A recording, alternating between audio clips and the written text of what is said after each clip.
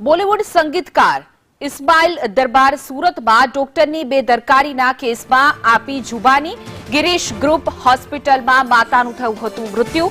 ડોક્ટરની બેદરકારીની માતાનું મોત થયું છે।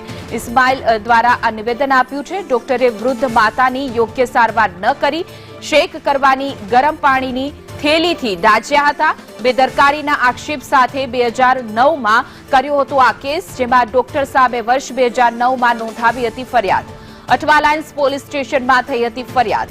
ડોક્ટર પરેશ ભજીયાવાલા સહિત સામે લગાવ્યા છે ગંભીર આક્ષેપ। નર્સ ચંચુબેને જૈતુન બીબી સહિત અન્ય સામે આરોપ લગાવવામાં આવ્યા છે। 2009માં બનાવ બનેલો હતો।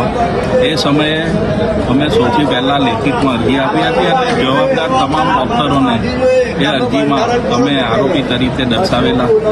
આજે ઇસ્માઇલભાઈ જુબાની આપવા માટે આવ્યા છે। એમની સર તપાસ પૂરી થઈ છે। હાલમાં સર તપાસમાં એમને જે હોસ્પિટલની નેગ્લિજન્સી અને જે ડોક્ટરોની નેગ્લિજન્સી હતી, એમને તમામ ડોક્ટરો જે આ બાબતે જવાબદાર હતા, જેમની બેદરકારીના કારણે એમની માતાનું મૃત્યુ થયું છે, એવા તમામ ડોક્ટરોના નામોનો ઉલ્લેખ તેમની સર તપાસમાં કરેલો છે।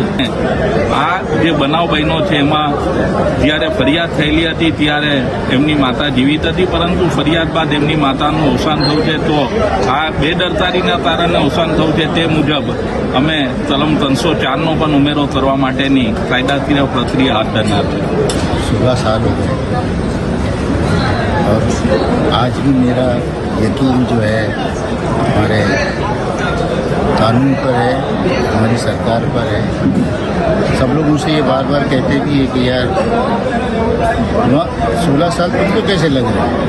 मैंने कहा कोई बात नहीं, कुछ तो वजह होगी, मगर मुझे पूरा यकीन है कि सरकार पर, हमारे कानून पर और हमारे केतन भाई रेशम वाला, जिन्होंने मेरी माँ हॉस्पिटल में थी तब से लेकर अब तक वो मेरे साथ खड़े हैं। तो मुझे एक हिम्मत है कि मुझे इंसाफ मिलेगा और मैं सिर्फ इंसाफ मुझे चाहिए, और जिन्होंने ये गलतियाँ की उसकी सज़ा उनको मिलनी चाहिए।